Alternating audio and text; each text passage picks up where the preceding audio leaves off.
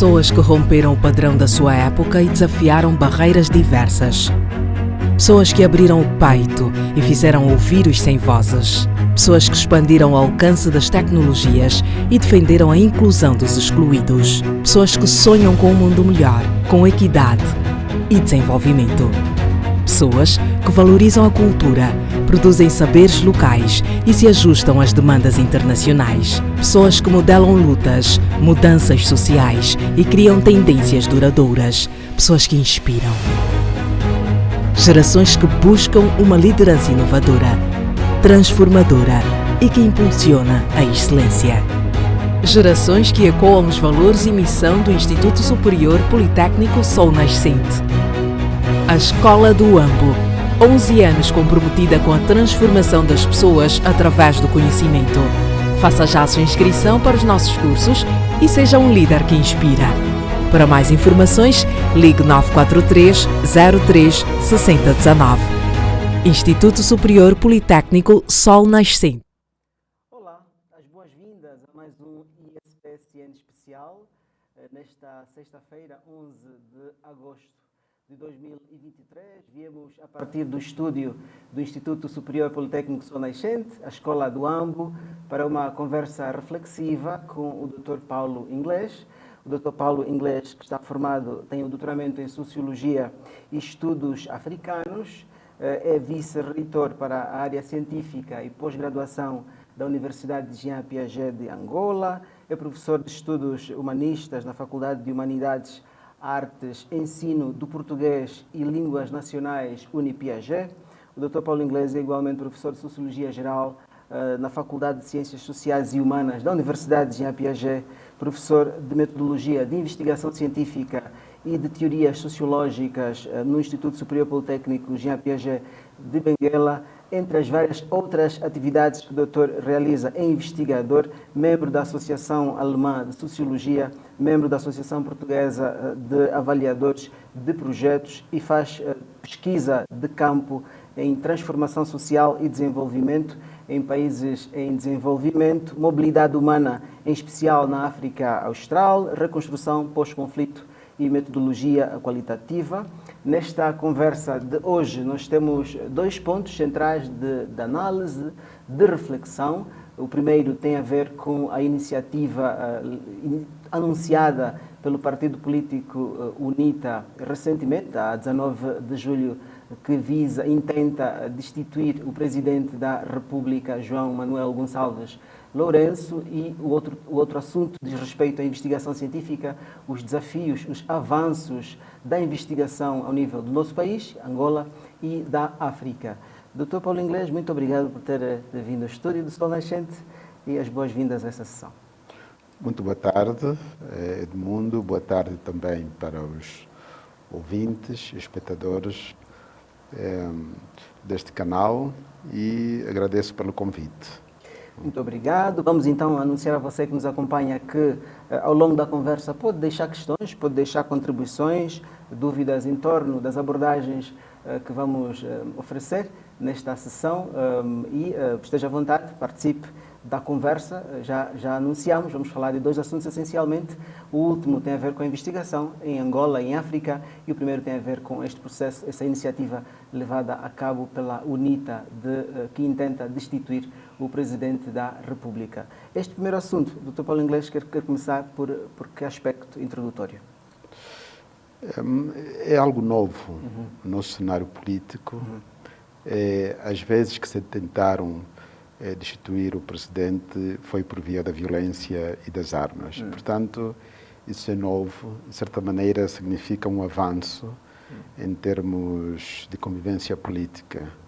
Embora o comunicado que surgiu do partido que suporta o governo que está no poder tivesse reagido como se fosse algo inconstitucional, como se fosse a lembrar os tempos de violência, de guerra, mas de facto, vendo com alguma frieza, trata-se de uma atitude que é muito comum também em outras democracias, mesmo em democracias africanas, em que às vezes um partido da oposição, por alguma razão, achar que o presidente não está em altura de dirigir os destinos do país, então tenta uma ação de destituição. É claro que isto choca, porque nós temos uma ideia do que é ser presidente e também temos uma ideia do que é estar no poder. Então a gente age como se isso fosse algo inusitado. É, de certa maneira, para a nossa cultura política. Mas isto também tem algo pedagógico, que a gente vai aprender que quem está no poder está e pode ser tirado. E dentro, claro, das normas, quer da Constituição, quer do regulamento, por exemplo, da Assembleia da República. Mas isso, com o tempo, a gente vai se acostumar e vai vendo que isto é algo normal. Sim. O Dr. Paulo Inglês, como é que olha para as motivações anunciadas pela UNITA em torno desta iniciativa, as razões que a UNITA apresenta? Entre outras, a UNITA alega que a governação do presidente João Lourenço, que vai no seu segundo mandato, entre outros, é contra a democracia, contra a paz social, contra a independência nacional, entre aspas. Como é que aprecia estes argumentos apresentados? Eu acho que entra mais dentro do jogo político do que propriamente que sejam razões atendíveis, porque quem deveria, de facto, dar a última palavra seriam os tribunais, que queriam confirmar se, de facto, o Tribunal Constitucional, neste caso, porque tem que atender à petição da UNITA, é que diria se as razões que a UNITA alega têm este fundamento. Mas, sob o ponto de vista social, é certo que há um descontentamento decorrente da crise cambial e outras, que a UNITA interpreta como sendo algo que não foi acautelado, uma governação responsável. É claro que há fatores também externos que possam ter condicionado isso, mas apesar disso, isso tem muito a ver com a gestão política do país.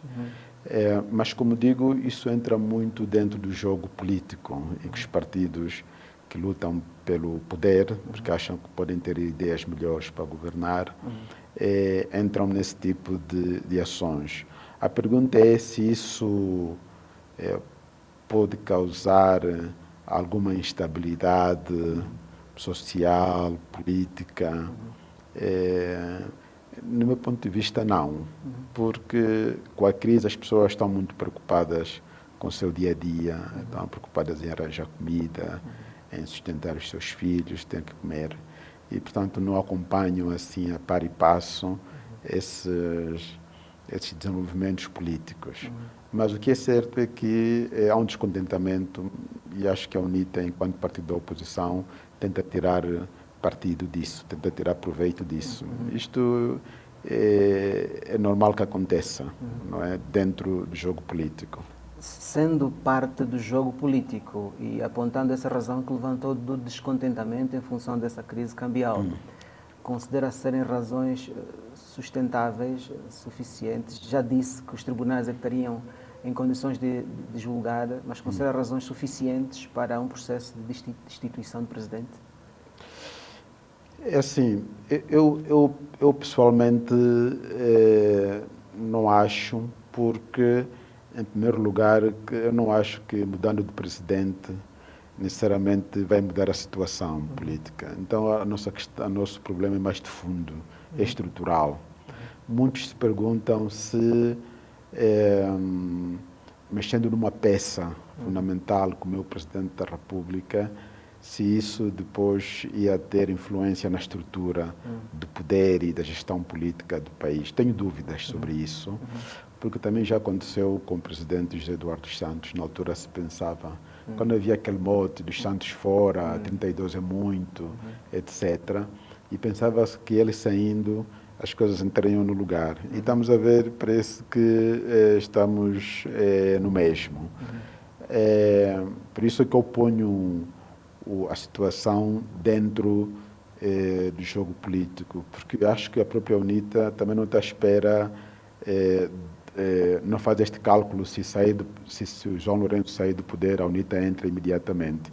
Eles sabem que se o João Lourenço sair do poder, quem assume os destinos do país é a vice-presidente, em teoria, não é? a não ser que se decida fazer eleições antecipadas. Mas, em teoria, não seria logo a UNITA entrar. Então, a pergunta é, se João Lourenço sair e entrar a vice-presidente, ia resolver a situação que a UNITA alega? Como é que o doutor responderia a essa pergunta? A resposta mais honesta era dizer que não sabia, não é? Porque é imprevisível. Porque às vezes há decisões chamadas consequências não intencionais. Não é? Pode ser que a saída de João Lourenço possa desplotar algum tipo de consequências que a gente não consegue prever porque não tem os dados todos. Mas seja como for, a minha crença é que há questões de fundo, mais estruturais, e isso passaria um pouco pela mudança da própria cultura política e também um pouco do próprio desenho institucional. Não é? O que é que isso, em termos práticos, o que é que isso quer dizer? Em termos práticos, significa que o presidente, se fosse melhor escrutinado, se calhar algumas decisões deles teriam sido acauteladas, não é? Mesmo a própria política econômica do governo, se houvesse possibilidade, por exemplo, da Assembleia da República poder seguir, escrutinar, se calhar teria havido mais cautela em tomar certas decisões, ou então em hierarquizar certas prioridades. Depois, outro elemento, se tivéssemos autarquias com autonomia governativa em certas regiões do país, podia haver uma espécie de contrapeso, que algumas medidas do governo central podiam sentir uma espécie de resistência, sempre institucional, em relação aos governos locais. Isso podia, pelo menos, levar o governo central a pensar duas vezes, porque iam ser acauteladas consequências que depois podiam ser nefastas para o resto do país. Mas como não há esta espécie de travões, quer nas autarquias, também não há travões no sentido de maior escrutínio do poder central, então a probabilidade de errar, e quando erra, é maior. E as consequências também. Não é? Sim. O doutor disse que os nossos problemas são muito maiores, são estruturais, e há pouco tempo fez menção de um deles, as limitações de escrutínio que a Assembleia Nacional pode fazer à figura do Presidente da República e a não implementação das autarquias locais. Tem outros aspectos que se incluam neste grande problema estrutural que referiu? É também a nossa cultura política, aí tem a ver o modo como o próprio Presidente da República é visto dentro do próprio partido. Agora acho que as coisas estão más. Vieram algumas figuras do partido com os pronunciamentos públicos em que, de certa maneira ou indiretamente, criticam dizendo que esse mal é cíclico e que não houve vontade política de tomarem certas decisões para que se pudessem precaver-se destes males. Isso mostra um pouco a ausência de debate público, inclusive de figuras do próprio partido, em que possam mostrar desacordo, quer dizer, dentro dos limites da boa educação e da civilização, mas também do debate honesto, eu acho que era possível mostrar em desacordo. Mas como não há esta cultura, portanto, quem criticar o presidente ou quem mostrar algum desacordo, porque o presidente da República é também o chefe do governo, quem mostrar algum desacordo com o chefe do governo é logo tildado de inimigo, antipatriota, traidor. Então as pessoas entram num silêncio que não é bom para a democracia, não é bom para as novas gerações e nem sequer é bom para a própria economia e para a convivência social. Então o próprio presidente fica convencido de tudo o que ele faz está correto, mas a governação não é uma ciência exata, é uma ciência de tentativas, de acertos e erros. Certo. E é também uma ciência em que há ajustes, não é? Há debates sérios. E as decisões, muitas vezes tomadas, têm que ser baseadas em opiniões bem consolidadas, robustas, porque a consequência é muito maior para a vida das pessoas. Mas a falta deste debate, muitas vezes, é que origina que só depois do erro se cometer é que aparecem uma espécie de choro, não é? Pelo leite derramado. O Dr. Paulo Inglês fez menção a efeitos não intencionais desse processo iniciado pela UNITA. Quais seriam esses efeitos não intencionais de um processo como esse, sendo a primeira vez que ocorre no nosso país? Se eu respondesse diretamente, estava a falar do efeito intencional, né? Por exemplo, a gente não sabe o que poderá acontecer disso, mas posso arriscar, por exemplo, pode ser que isso ajude também a um debate muito sério dentro do próprio partido, porque ouve-se que há uma discrepância também entre o próprio presidente e o seu partido com alguns membros. Então isso vai mostrar até que ponto é que esta discrepância digamos assim, é verdadeira ou é só um rumor. Refere-se às especulações ou afirmações segundo as quais o Presidente da República poderá eventualmente sofrer uma espécie de fogo amigo, entre aspas, como anunciou recentemente um jornal, quando se refere a essas discrepâncias? Sim, é esta possibilidade, embora o Comitê Central do Partido no Poder tenha feito no seu comunicado, na reação a isso, tenha dito que os deputados devem, liminarmente, acabar com esta tentativa, com esta ação na Assembleia, e sob pena de causar instabilidade, etc. Este apelo é curioso, não é? Porque uma espécie do rabo do gato escondido, não é? Porque se houvesse unanimidade, não era necessário fazer este apelo, quase uma petição, para que os deputados agissem de acordo com os ditames do partido. Quer dizer, eles sim, mas também vão agir de acordo com a sua consciência. Não sei se isto denotou um pouco receio de que eles podiam agir de maneira diferente, né? Por exemplo, podiam abster-se ou assim. Então, também vai ser importante nós termos este sinal. Agora, eu pessoalmente não espero, quer dizer, grandes soluções, mesmo que o presidente saia. Poderá ser um facto político novo, poderá ter alguma implicação em termos do modo como a gente mistifica o poder do presidente ou o poder em si. Como a gente mistifica. De certa maneira, sim, porque a gente ainda tem a ideia da figura do presidente como intocável, uma pessoa que está distante, que está lá, e não como um fruto das nossas decisões. E não ver a presidenta como o presidente como alguém que está ao serviço do povo, não é? E quando o povo não quiser, pode ser tirado. Considera que poderá ser uma espécie de quebra de paradigma, sim, em termos de significado político para o país como um todo. E depois também de tabu, não é? Porque há um tabu à volta do presidente como chefe, e não como alguém que está ao serviço, um cidadão que tem a função de presidir os destinos do país, mas que se não fizer de acordo com a expectativa, ou com o se quer, ou com algo segundo a lei, pode ser substituído.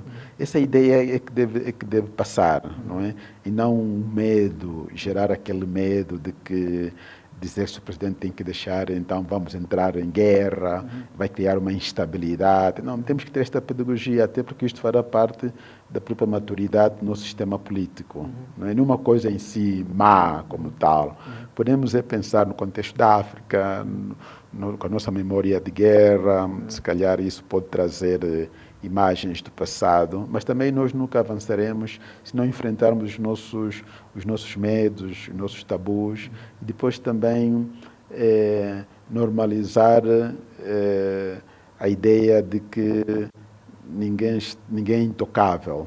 Não é? Tal como o presidente disse quando assumiu o poder, que ninguém era intocável, e o presidente também não é. Não é? Então, há as leis, existem os tribunais, existe o debate político, troca de ideias, bom senso, decisões, tudo isso são elementos importantes para nós lidarmos com algo quando a gente vê que o país não está a ser bem governado, não é assim? Mas isto a nível do presidente, a nível dos ministérios, a nível dos governadores provinciais, dos administradores municipais, tudo isso deve passar por aí, não é? Essa ideia de que isto é um serviço público. Não é? Assim. Vozes do MPLA afirmam que este processo não tem pernas para andar, e o Dr. Paulo Inglês fez menção há pouco tempo ao papel crucial dos tribunais nesse processo. O que é que acredita que pode acontecer? É assim, eu acho que, porque para aquilo, até chegar aos tribunais, precisa do voto de uma maioria de 2/3, não é? Que a UNITA não tem. Só se contasse com o voto do MPLA. Não é? Portanto, nesse sentido, não tem muito que andar. Agora, também acho que a UNITA criou um facto político, não é? Só esse debate, de se falar disso, para a UNITA já pode ser importante. Eu acho que é pouco, seja como for, não é? Há outras maneiras de pôr o país a discutir isso do que esta espécie de simulação para o poder. Mas seja como for. É pouco em que sentido? É pouco porque também está-se a criar uma grande expectativa de que alguns deputados do MPLA poderão votar a favor da petição da UNITA. Não parece realista acreditar que isso possa acontecer? Não parece pela cultura política nossa, do nosso país, mas também do partido no poder, não é? Porque ainda que o voto seja secreto, como está na lei, mas também existe o medo, o receio, retaliações, a possibilidade de que mesmo assim possam descobrir quem votou daquela maneira, porque isto não é assegurado necessariamente pelos tribunais, etc., que salvaguarda o segredo do voto, não é? Quer dizer, as pessoas têm este medo, não é? Sim, isto não é garantia. E agora, se de facto não houver nenhum deputado do MPLA que vote a favor, isto pelo menos vai separar as águas. Vai dizer, ok, aqui não há mais aquele discurso em que alguns deputados do MPLA não estão de acordo com as políticas do presidente. Vão pensar que há uma unanimidade. E é isso que vai significar, a considerar as afirmações que fez há pouco tempo, do medo e de fatores psicológicos que possam contribuir para a forma como os deputados do MPLA vão reagir? Se eles, por exemplo, se aparecerem alguns votos, não que sejam muitos, mas alguns que a votar a favor da petição da UNITA, a leitura que pode ser feita é que, de facto, se quebra tal unanimidade que se pensa, não é? E tal cultura de medo. Mas, se for o contrário, vamos supor que se 100% votam contra a petição, podemos fazer várias leituras. Uma delas é que não há tal rumor de que há uma discrepância entre o partido e o presidente, e também poderá haver, pode-se também ler que alguns provavelmente poderiam ter vontade, porque às vezes individualmente criticam as políticas do presidente, mas depois, na hora H, não consegue dar este salto por alguma inibição, pode ser por medo, estratégias, falta de segurança do seu próprio voto, etc. Mas tudo isso são conjunturas, não é? O importante, no fundo, é se este processo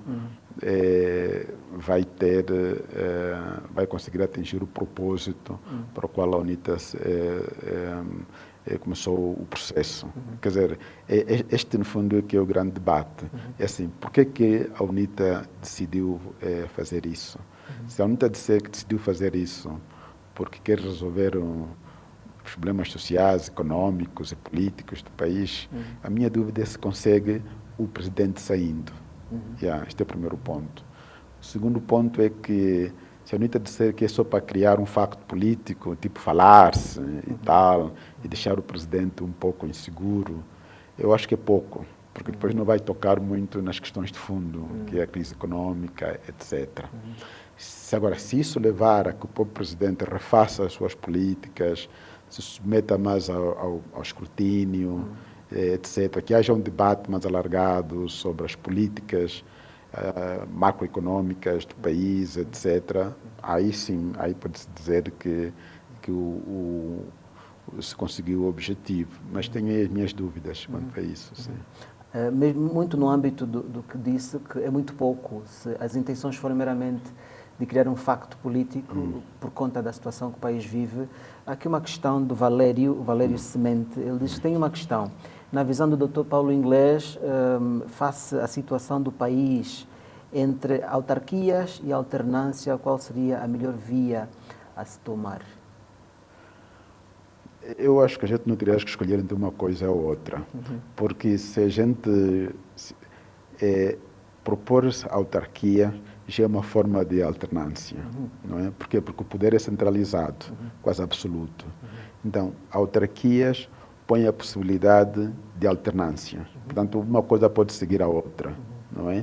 Eu não sei se estaríamos na condição de aceitarmos uma coisa ou outra, porque depois também uma alternância pode decidir não pôr autarquias, né?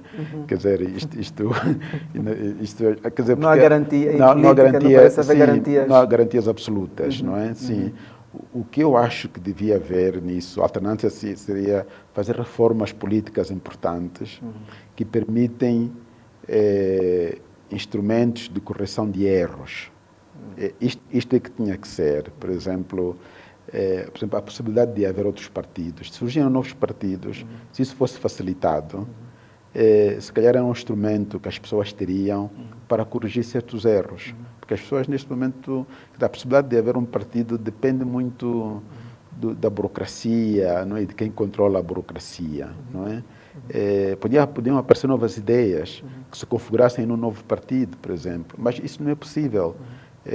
Vê-se o Abel Chivucovuco anda na hora para poder reconhecer o seu partido, que é uma coisa impensável em qualquer democracia, não é? E depois, mas eu não vejo essa alternativa entre uma coisa e outra, né? Porque estão ligadas, não é? Quer dizer, havendo autarquias, para mim já é uma forma de alternativa, porque isso já vai separar, vai descentralizar o poder. Não é só a nível administrativo, mas poder político. Não é? Se forças diferentes estiverem a governar no Ambo, em Benguela, no Lubango ou no Uíge, isso vai implicar maior negociação, vai implicar cedências, vai implicar novas políticas, vai implicar muitas coisas. Isso já é alternância. Porque a alternância não tem só que ser a nível central, não é? Mas também a nível regional, porque é a nível regional onde as pessoas têm o contacto com o Estado. O Dr. Paulo falou há pouco tempo do surgimento de outros partidos e fez menção a Abel Chivucovuco e há especulações de que um eventual desacordo, desalinho entre Abel Chivucovuco e os deputados que por sua ala, por sua via entraram para a Assembleia Nacional e a UNITA possa dificultar o processo da UNITA, causar melhores alterações, mudanças, opressão ao partido governante. Quer comentar sobre isso? É assim, eu acho que a estratégia da oposição, neste momento, é de alternância. A questão é como é que se pode produzir isso. Então, pode ser através de, como este experimento que foi a FPU, pode ser através de coligações de partidos. Não é? Há muitas maneiras de lutar por uma alternância, porque a alternância também é que nos vai ditar se de facto somos democraticamente maduros. Até lá a gente não sabe, não é? Agora, há um debate sério se este zigue-zague do Abel Chivucovuco poderá minar este esforço da UNITA de ser alternância. É assim, eu acho que não. Porque quer dizer, não digo que acho que não, quer dizer, depende, não é? Depende. Mas o que eu acho é que eu sou mais a favor de que as concertações, quer dizer, o exercício de poder é muito melhor, está melhor assegurado quando é fruto de negociações, de concertações, do que de alguém sozinho que consegue o poder, porque depois põe na cabeça que é que manda, é que faz tudo. Então, quando é fruto de uma negociação e não de uma imposição de uma maioria, há sempre a possibilidade de que você sentir algum limite. É de tipo, eu não posso fazer tudo porque senão posso desfazer aquilo que me leva ao poder. Então, eu sempre prefiro uma concertação, um pacto que pode ser rompido, eventualmente. Eu prefiro isso do que a unanimidade, não é? Sim, do que a unanimidade. A unanimidade é perigosa, não é? É perigosa, mas eu prefiro concertação, quer dizer, eu prefiro várias pessoas olham para os mesmos objetivos e fazem um pacto. Eu acho que a democracia funciona melhor assim do que estar todos debaixo de uma pata e então depois a gente diz, oh, isto é assim. Depois, porque no futuro, quer dizer, a tendência é que quem tem o poder sobre o outro sempre usa esse poder para esmagar. Tu acredita no checks and balances? Exatamente. Eu prefiro isso, não é? Porque aí também exige mais maturidade política, de consciência, de inteligência e cidadania. Eu prefiro isso mil vezes a uma espécie de submissão voluntária. É perigosa, né? A submissão voluntária é perigosa, não é? Prefiro um pacto, compromisso de pessoas, não é? Tipo, vários interesses são concertados, não é? Dialogados, porque em política não há soluções assim definitivas, absolutas. E os contextos são muito dinâmicos. Os contextos são muito dinâmicos também, não é? Então as coisas mudam. Eu prefiro isso, por exemplo, quando foi quando o José Eduardo Santos era só presidente do partido e não presidente da República, depois precisava de fazer um congresso. As pessoas diziam que não podia haver bicefalia, porque alguém que fosse presidente da República tinha que ser necessariamente presidente do MPLA. Eu não sei se isso ajudou. Eu acho que teria sido melhor se, de facto, continuasse por um tempo essa separação. Não é? Porque sempre havia depois o limite. Havia algumas coisas que o presidente podia fazer, mas estava limitado. Havia umas coisas que o presidente do MPLA podia fazer, mas estava limitado. Então tinham que negociar, fazer pactos. Eu acho que isto é muito melhor do que ter o poder todo. Quanto mais espaços de negociação, exatamente, melhor para o país ganha e aproveita. Não é? Então eu desconfio muito dessa ideia de ter o poder todo ilimitado para poder trazer mudanças. É perigoso isso. Pois. Yeah. O Madureira diz que é notável no discurso que o problema não está nos deputados do MPLA poderem ou não votar, mas é muito mais grave. Na visão dele, o problema é falta de segurança institucional. E ele diz que, admitindo-se a hipótese, que solução o doutor sugere?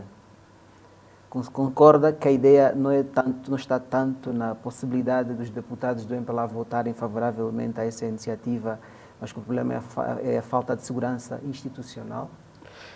Quer dizer, uma coisa chega a outra, uma consequência da outra. Isso quer dizer, se houver falta de segurança institucional, então os deputados votam para aquela maneira. O que ele está a perguntar, qual é a causa? Se a causa é o medo deles, se a causa é a insegurança. É uma consequência da outra. É como não há segurança, então os deputados podem não votar a favor. É assim, também podia acontecer que eles, se fossem corajosos, desafiarem isso. Eles diziam assim, o bem do país, não é? O bem comum é muito mais importante do que a insegurança, digamos assim. Ou então pensarem que é como os militares, não é? Com os militares, quando vão para a guerra, eles põem a possibilidade de que podem ser mortos, não é? Mas acham que vamos defender a pátria, é algo corajoso. Sim.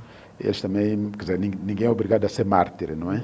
Mas às vezes há uma obrigação de pôr os destinos do país acima de qualquer veleidade, não é?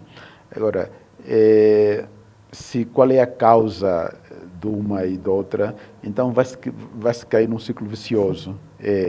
Como não há insegurança, então não mudamos sistemas. Como não mudamos sistemas, a insegurança continua. Até que se quebre este ciclo vicioso. Então, neste caso, era votar a favor, não é? Mas isto, claro que não podemos impor ninguém podemos impor a necessidade de algum ser mártir, não é? Isto é a consciência de cada um. Agora, as pessoas depois serão julgadas pelas suas ações e pelas suas atitudes. E, independentemente do que poderá resultar todo esse processo, qual considera vir a ser o impacto dele sobre a sobrevivência do regime do MPLA conforme o conhecemos hoje?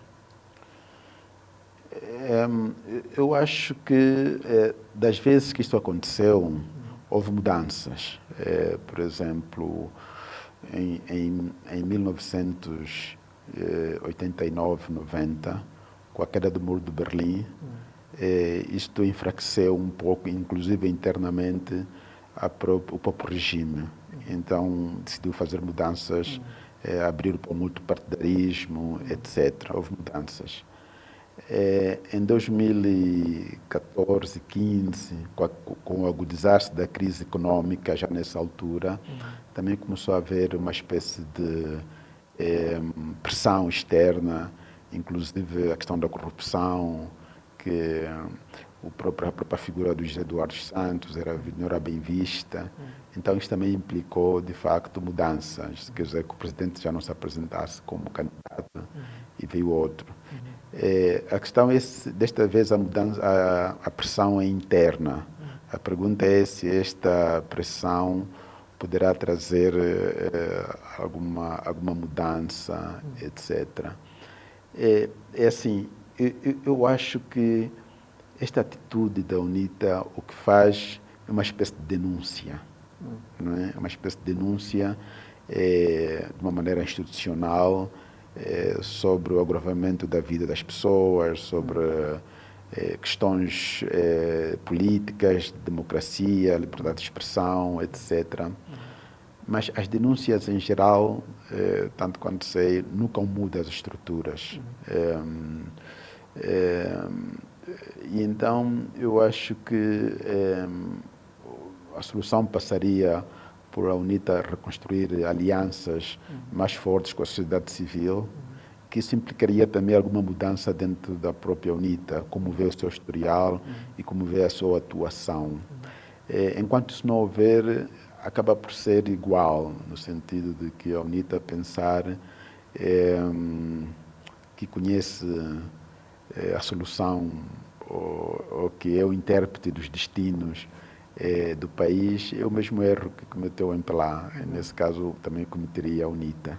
Agora, quando há concertação, quando há negociação, quando há compromisso, então há maior segurança do resultado, há maior acautelamento de que uma força sozinha não possa, não é, abocanhar tudo e depois cairmos no mesmo erro. O país é muito grande para Exatamente. Para tanto. Exatamente. Por isso é que eu acho sempre a questão do compromisso, da negociação, do pacto, da concertação, muito mais interessante, muito mais importante do que a ideia que alguém tem, assim, quase iluminada, de que sabe o que é que nós quase queremos. Iluminada. Sim. O que é que nós queremos. Isto é a ideia que passou por muito tempo. Essa é a ideia de representante do povo, não é? Representante legítimo do povo. É uma ideia que vem dos anos 70, continuou o único representante legítimo do povo, não é? E também eu acho que a UNITA não pode se apresentar como o representante legítimo do povo, o único. O que a UNITA pode se apresentar é que tem ideias para melhorar a condição das pessoas. Então, eles expõem estas ideias que podem ser avaliadas, escrutinadas, depois fazer compromissos. Eu acho que é por aí. Há várias vozes, o país tem várias vozes. Sim, o país tem várias vozes. Várias sensibilidades. Então, a ideia de uma voz única é perigosa. Já experimentamos isso, não é? é perigoso, sim. Tudo indica não funcionou. E não funcionou, não é? Não gerou poucos problemas. Sim, não resolveu muitos problemas.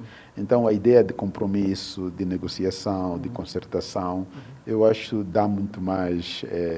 porque tem que haver pacto também das elites, não é? Porque as pessoas têm que fazer uma espécie de compromisso, de pactos, e quando há um pacto, você tem que ceder, você tem que se submeter ao escrutínio, você tem que responder quando te fazem perguntas, você tem que ser transparente. Eu acho isto é que faz o país avançar. Agora, a ideia de que alguém tem a solução sozinha e depois... Eu tenho sempre medo. Eu vivi em países em que essa ideia vingou. Em Portugal houve uma ditadura muito grande. Também houve a ideia de alguém que disse, não, eu sei o que os portugueses querem. E teve 40 anos no poder. Na Alemanha também houve essa ideia. Em Espanha, também onde eu vivi, também houve essa ideia com o Franco, não é? Depois que ganhou a guerra, e disse, olha, eu sei o que os espanhóis querem. É? Depois trouxe muito sofrimento, mortes, prisões, torturas, etc. Depois o que a democracia trouxe foi pactos. Assim, olha, vamos fazer uma nova Constituição, vamos criar regiões, autarquias, eleições e tal. E nunca o país esteve tão bom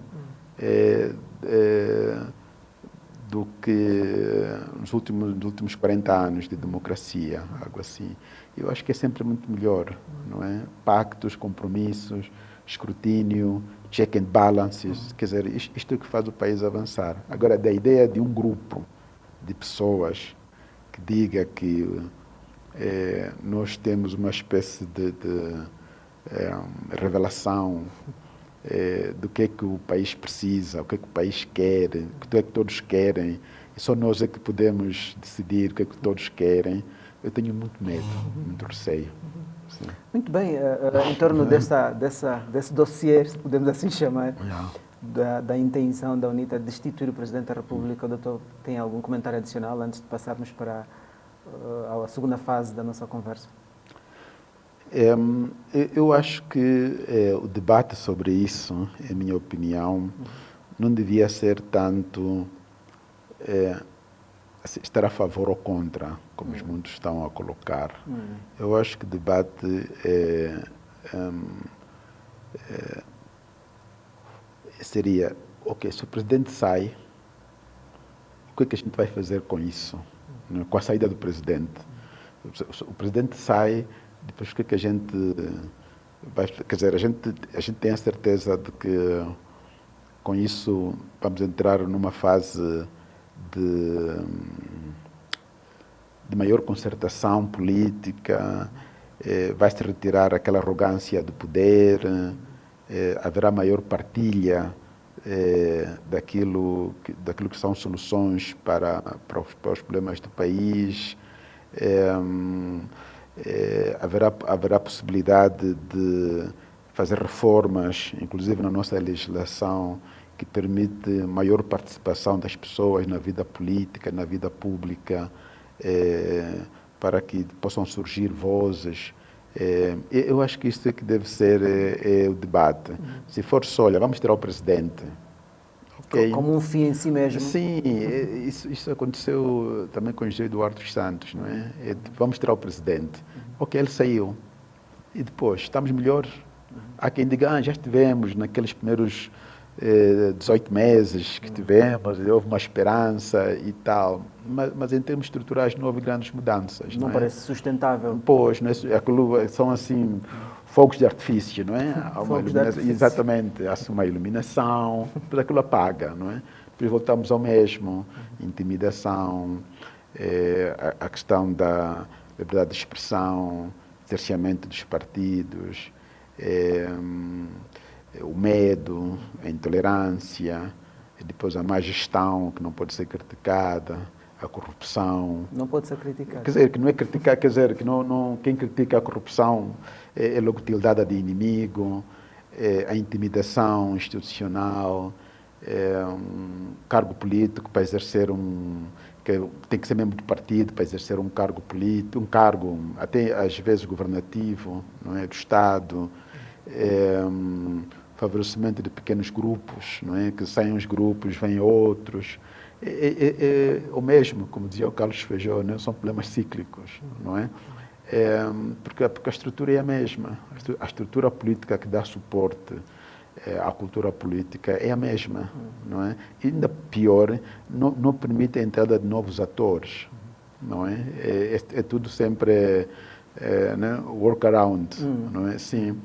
E por isso é que, para mim, a discussão de tirar o presidente não é, para mim, assim tão forte. A não ser que houvesse um candidato que se chegasse e disse, olha, eu posso me apresentar como candidato, as minhas ideias são estas e aquelas.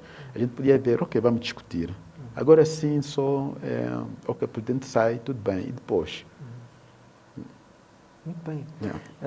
As reflexões do Dr. Paulo Inglês, sociólogo, em torno da iniciativa levada a cabo pela UNITA, que intenta a destituição do Presidente da República, nesta conversa aqui no ISPSN especial, nesta sexta-feira. Vamos embarcar para a última fase da nossa conversa, que essencialmente vamos fazer algumas poucas perguntas ao Dr. Paulo Inglês em torno do estado da ciência, da investigação científica em África e em Angola. É um desafio, né? Porque a investigação científica é uma atividade que precisa de um suporte institucional. Suporte institucional aqui significa tanto a nível de legislação e algumas condições como autonomia de investigação, enquadramento institucional e depois também financiamento, não é? E condições de trabalho, etc. E quando a gente fala de investigação, a gente não fala só em ciências sociais, há investigações em ciências médicas, em ciências de computação, em ciências agrárias, etc., que é extremamente cara e precisa de gente dedicada full time. Não é que um indivíduo que faz outras coisas, não é? E depois tirar um tempo para investigar. Não, a investigação é uma profissão que absorve a pessoa, não é? Às vezes mais do que 10 horas por dia e durante anos, não é? E depois a preparação do investigador para se tornar um investigador sénior, às vezes leva 20 anos, não é? Inclusive desde o momento que termina a licenciatura até que se torne assim um investigador sénior, não é? Porque a pessoa faz o mestrado, faz o doutoramento, há quem faça o pós-doutoramento, que às vezes pode levar 7 anos. Há pessoas depois que têm que ser treinadas em metodologias, têm que participar em grupo de investigação, com um mentor, depois participa em vários grupos, até que depois a pessoa se torna sénior. Isso leva tempo, leva anos, né? Formar um investigador assim sénior. Isso também tem a ver com a própria questão do desenvolvimento, por isso é que os países com maior facilidade econômica ou financeira também têm maiores postos de investigação. E a nossa investigação, nesse sentido, não foge muito do grau de outras atividades, como a própria educação, não é? Das universidades. Estamos num processo de reinventar o próprio sistema de ensino primário, secundário, ensino universitário e a nível da pós-graduação. Estamos num processo de reinventar, não é? Ainda de busca de caminhos que nos possam levar a uma situação mais confortável nesse nível. E a investigação também é um grande desafio, porque a investigação não é só para resolver problemas, como as pessoas pensam, e também para produzir conhecimento, não é? E participar no nível de debate global, ou de sul global, mais alargado. A investigação básica. Exatamente. Então, isto é importante, formação, isto é importante infraestrutura, e por isso, neste sentido, é claro que a África não está no mesmo patamar em todos os países da África, por exemplo, na África do Sul, ou na Nigéria, ou Senegal, ou Quênia, Egito, estão muito mais avançados do que países como Angola e Moçambique, não é? Moçambique, se calhar, muito mais avançado que Angola nesse aspecto. Quais, a seu ver, são os principais desafios de Angola em relação à investigação? É políticas educativas, por um lado, políticas concretas e depois também financiamento. A educação, a investigação é financiada em geral pelo Estado e por entidades privadas como fundações, empresas, etc. São os que investigam, são os que financiam a investigação. Às vezes se pensa que são as universidades em si que financiam a investigação. Em geral, não. Dão suporte aos investigadores, mas os grandes projetos de investigação em várias áreas é financiado pelo Estado e por instituições internacionais também, mas também instituições privadas. Não é? E nós ainda estamos muito no limiar, não é? Nós estamos à procura do nosso caminho, não é? E não está muito distante do que estão os outros países também de África. Não é? Isso não quer dizer que não haja bons investigadores. Aqui temos investigadores bons, mas muitos trabalham com instituições de onde se formaram. Por exemplo, alguém que estudou na Alemanha tem alguma ligação com a Alemanha e participa num grupo de investigação com colegas alemães, ou portugueses, ou espanhóis, ou brasileiros, ou sul-africanos, e não uma investigação, por exemplo, feita aqui em Angola. E depois há muito por investigar em Angola. Não é? Angola é conhecido como um país under-researched. Muito pouco investigado. Muito pouco investigado, não é assim? Muito pouco. Há muitas coisas que precisam de ser estudadas, que não estão estudadas. Um campo muito fértil. Muito fértil. E há muitos conhecimentos que vêm do tempo colonial, depois não se fizeram outros. A nível do solo, do território, a nível de grupos humanos, de sociedade, psicologias, enfermidades. Há muito por investigar, não é? E a nível dos mares, por exemplo, da floresta, do rio, etc. Há muita investigação a nível de pedagogia, por exemplo, processo de ensino e aprendizagem, didática. Há muito que investigar. A própria política, não é? Por exemplo, qual é o melhor modelo político para a nossa realidade, para o nosso contexto. E precisa de investigações, precisa de estudos, precisa de dados, que há poucos, não há muitos dados sobre Angola, não é? Há muito que investigar, há muito que estudar, e são as universidades e centros de investigação que produzem isso.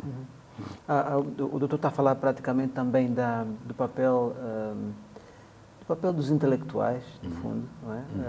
Que têm uma grande oportunidade para contribuir para a ciência, a produção do conhecimento, a questão da ciência básica, não apenas a aplicada.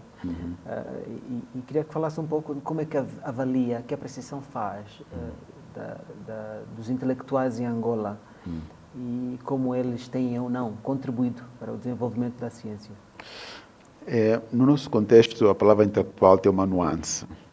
Porque durante o tempo do Partido Único, nós chamamos de tempo da ditadura, não é? Há quem diga que a ditadura não acabou, mas vamos situar isso dentro do durante o tempo do Partido Único. O intelectual era uma espécie de membro da classe dirigente do país, não é? Que tivesse algum estudo, eram intelectuais. Era um intelectual. Então, um escritor, um artista, às vezes, por exemplo, um artista plástico, ou alguém que falasse mais ou menos bem e tal. Até alguns com a universidade por fazer, não é? Eram tidos como intelectuais, porque as pessoas que tinham a missão de iluminar o caminho, etc. Sim. Mas, na outra acepção, intelectual também significa pessoas que têm a missão de alertar publicamente, não é, sobre as grandes questões do país. O que o Dr. Macamo chama de interpelação crítica. Exatamente, pública. Não é? São pessoas que, a partir das suas zonas de saber, então interpelam criticamente quer o poder político, social, econômico, não é? com os seus alertas, mas a partir de opiniões bem fundadas, bem pensadas e refletidas, etc. Isto é uma tradição muito francesa, não é? A figura do intelectual público, não é? Isto é uma acepção.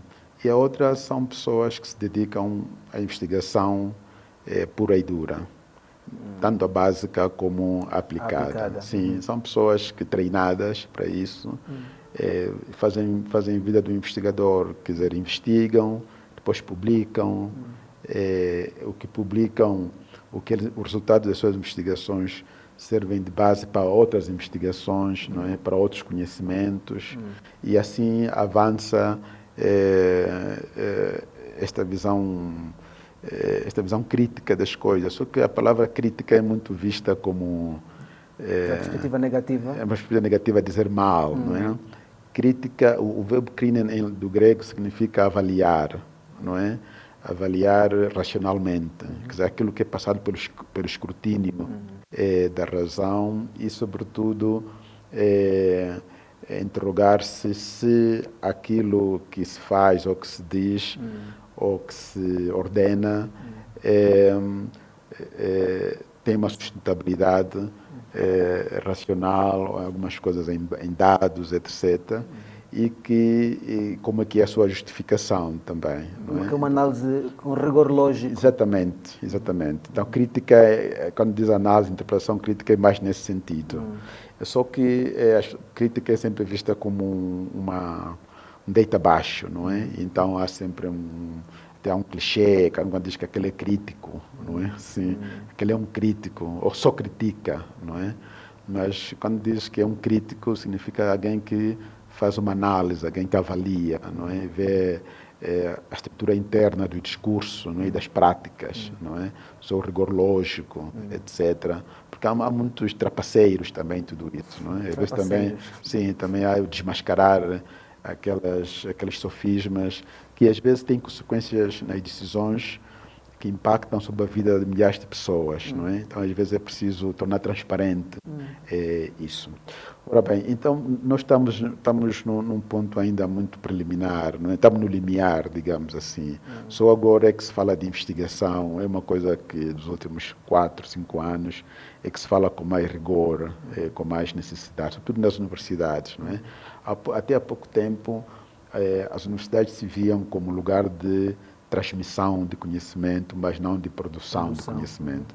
Mas também não se pode transmitir sem se produzir, a não ser que seja uma caixa de ressonância de que alguém que já produziu há muitos anos ou de fora. Exatamente, uns repetidores de informações, não é? Sim, nem sequer há uma avaliação crítica do que nos chega. Não é? Então, as universidades não são apenas os sítios onde se transmite e partilha conhecimento, é também um sítio onde se produzem, se fazem análises, não é? Por isso que tem uma função também social a própria universidade, não é? Uma função social, a sua função crítica, de interpelação crítica, é uma função também social, não é?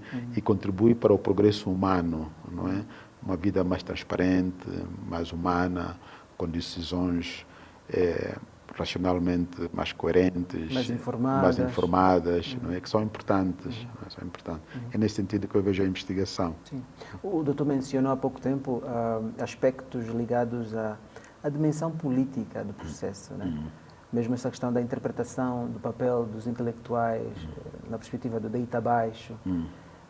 Quer relacionar o estado da política em Angola ao estado do desenvolvimento da ciência? Sim, claro, porque na nossa cultura política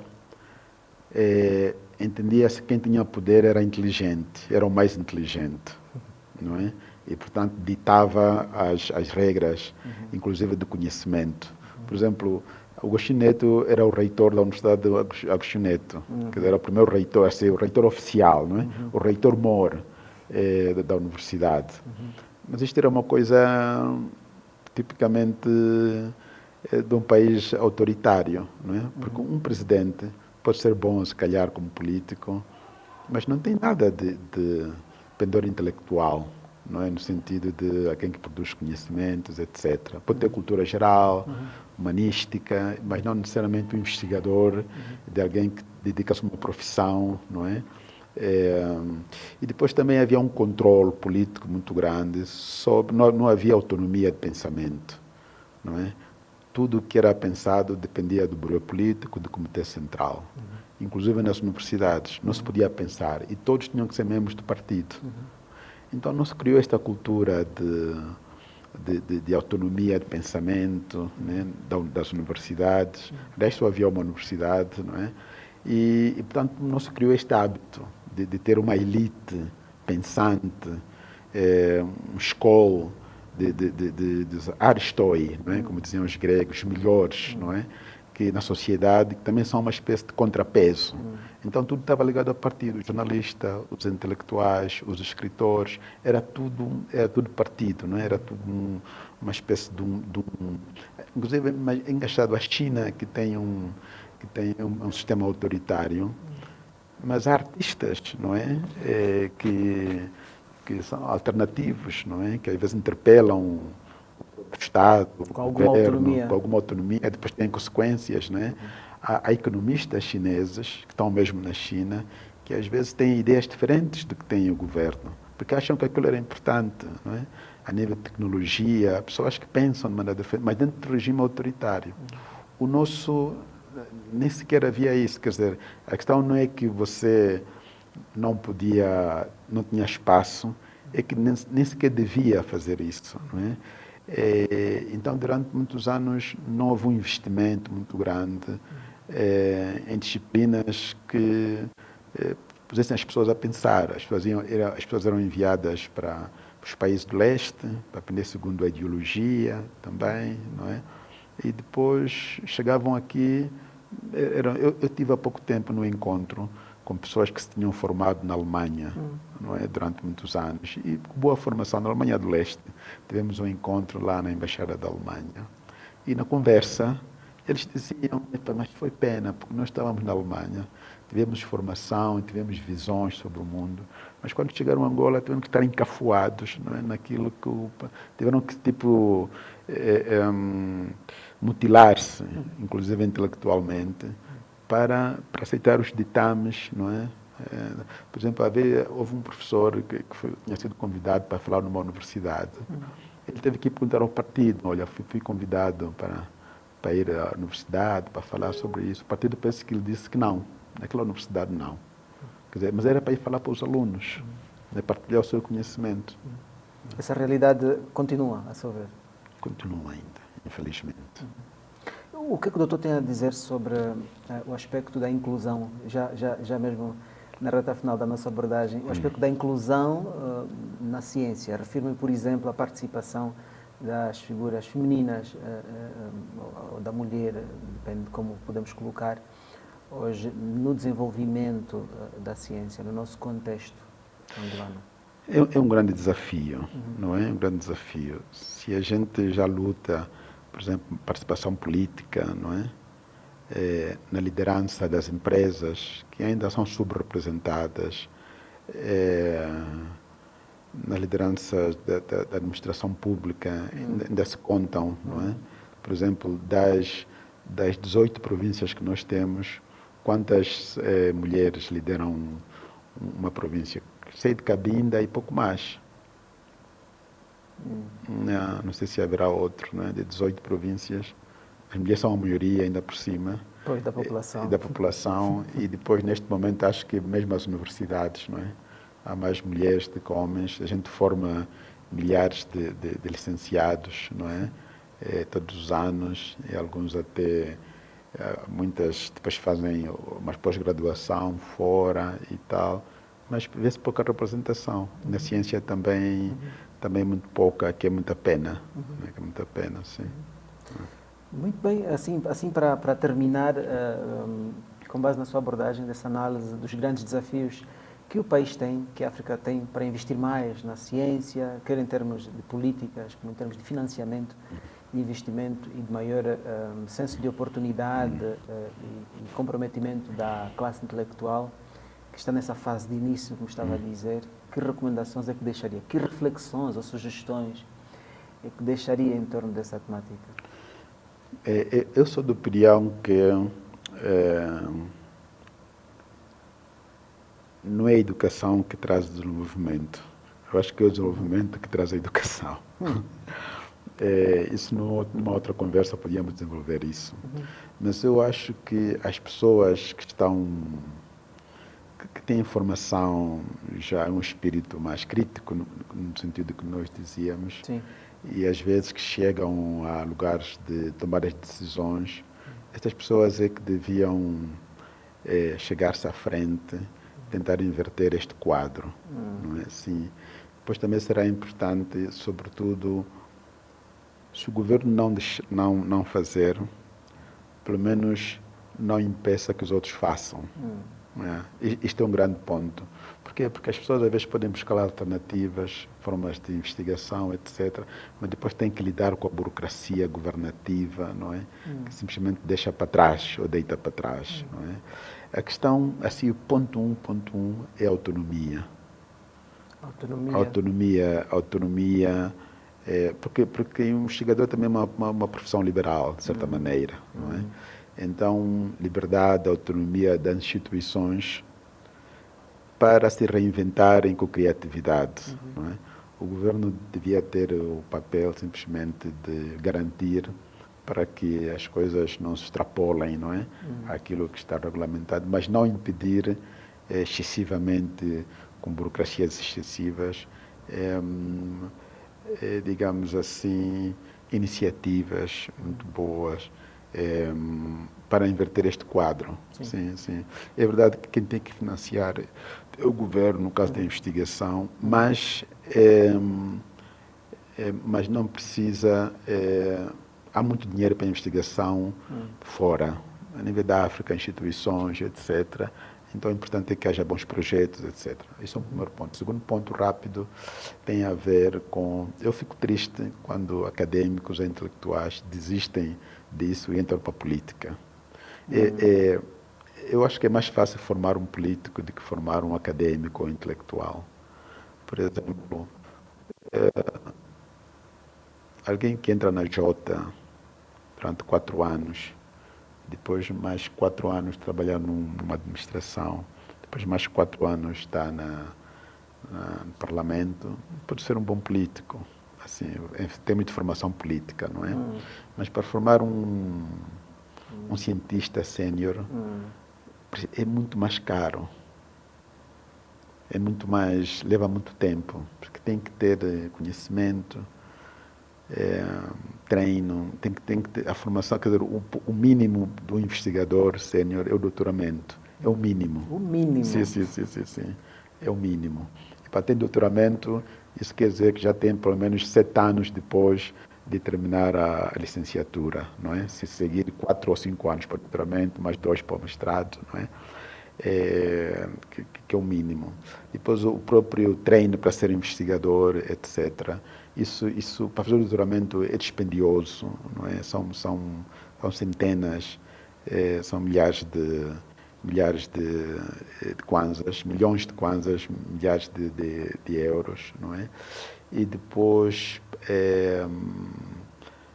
tem que saber línguas, não é? Tem que saber inglês ou francês, né? Para poder comunicar com os outros, para poder acompanhar o debate global sobre a sua área, os pares, etc. Tem que produzir, tem que publicar, tem que ir a congressos, tem que ir a conferências internacionais. É caro isso. Isso leva tempo, leva anos. Agora, se o indivíduo, quando está no topo, depois decide ficar na Assembleia da República para levantar a mão, para dizer sempre sim, sim, sim, sim, é uma pena. Sim, sim, é uma pena. Muito bem, há várias pessoas aqui a colocarem outras questões. O nosso tempo, infelizmente, não chega. Essa foi a conversa possível com o Dr. Paulo Inglês. Aqui também muitas saudações ao doutor, o Leonardo a dizer saudações, caro professor Dr. Paulo Inglês, entre outras pessoas, e a colocarem questões como queriam ouvir a sua opinião sobre as monografias dos institutos superiores. O Torres aqui admirado com a afirmação do doutor, tipo, não é a educação que traz o desenvolvimento, mas é o desenvolvimento da educação. Pessoas curiosas em perceber muito mais, em ouvir mais de si. Lamentavelmente o nosso tempo termina, né? Sim, fazer um comentário final, não é a primeira vez que eu faço uma afirmação destas, de que o desenvolvimento é que traz melhorias na educação, porque isto significa que quando, por exemplo, o governo apostar na educação, em termos de verbas, em termos de condições, em termos de melhores programas escolares, em termos de melhores infraestruturas, em termos de melhor salário para os professores. Isso quer dizer que já está em desenvolvimento, não é? E não o contrário, não é? Quer dizer, quando um governo faz isso, quer dizer, em vez de pôr 0,6% para a educação e pôr 10 ou 15 ou 20, um governo que fizer isso, esse governo já está em desenvolvimento. Não posso dizer que já é desenvolvido, mas já está em desenvolvimento. Isto é que faz ainda mais melhorar a educação. Agora, dizer que a educação traz desenvolvimento é assim, você pode ter pessoas com um nível elevado, quer dizer, estendido de escolas, mas se for escolas muito más, professores mal pagos, sem infraestruturas boas, pessoas que ainda estudam debaixo da árvore, e que aquilo não é prioridade para o governo, etc. Por mais que se passe de 30 a 40 anos, não se chega lá. Não se chega lá. Portanto, eu acho que a educação não é, em minha opinião, a educação não é só ter escolaridade. A educação significa cidadania, significa liberdade, significa justiça, significa acesso às coisas, ao conhecimento. É toda uma série de condições. Isto aqui é criada quando um Estado, de facto, está comprometido com a democracia, com a cidadania, com a justiça, com o valor da educação. Isto acontece nos países desenvolvidos. É todo um sistema. É todo um sistema. É multidimensional. É multidimensional, exatamente. Não é? Então, quando isso se converge, então a educação ganha muito. Agora, se a justiça está mal, a corrupção, pobreza, etc., isso não leva a boa educação. Os tais sistemas, os tais serviços de educação ficam precários. Ficam precários. Não atingem não atingem. Sim. Portanto, é o contrário. Não é? Sim. Mas quando a gente diz assim que o próprio sistema funciona bem, o próprio interesse, etc., isto é que muda a educação. Não é? Sim. Muito bem, foi então a conversa aqui com o Dr. Paulo Inglês, doutorado em Sociologia, Estudos Africanos, vice-reitor para a área científica e pós-graduação da Universidade de Jean Piaget de Angola, pesquisador, que está cá por esses dias no AMBO, conosco aqui no Instituto Superior Politécnico Sol Nascente, a Escola do AMBO. Nós agradecemos mais uma vez a sua presença, o seu valioso contributo para o desenvolvimento da ciência e da cidadania. Desejamos êxitos para si. Também agradecemos a todas e a todos que acompanharam esta sessão e despedimos de si e da nossa audiência com todo apreço. Ok, obrigado. Muito obrigado também pelas perguntas. Vou sair agora para uma aula. Muito bem, obrigado também. E despedem-se de si uma equipa, o Genilson Aires, o Ari, o Graciano dos Santos e o Alex Candumbo. Nós voltamos quando for necessário. Até lá, estamos juntos. Pessoas que romperam o padrão da sua época e desafiaram barreiras diversas. Pessoas que abriram o peito e fizeram ouvir os sem vozes. Pessoas que expandiram o alcance das tecnologias e defenderam a inclusão dos excluídos. Pessoas que sonham com um mundo melhor, com equidade e desenvolvimento. Pessoas que valorizam a cultura, produzem saberes locais e se ajustam às demandas internacionais. Pessoas que modelam lutas, mudanças sociais e criam tendências duradouras. Pessoas que inspiram. Gerações que buscam uma liderança inovadora, transformadora e que impulsiona a excelência. Gerações que ecoam os valores e missão do Instituto Superior Politécnico Sol Nascente. A Escola do AMBO, 11 anos comprometida com a transformação das pessoas através do conhecimento. Faça já a sua inscrição para os nossos cursos e seja um líder que inspira. Para mais informações, ligue 943 03 6019. Instituto Superior Politécnico Sol Nascente. Inovação e liderança.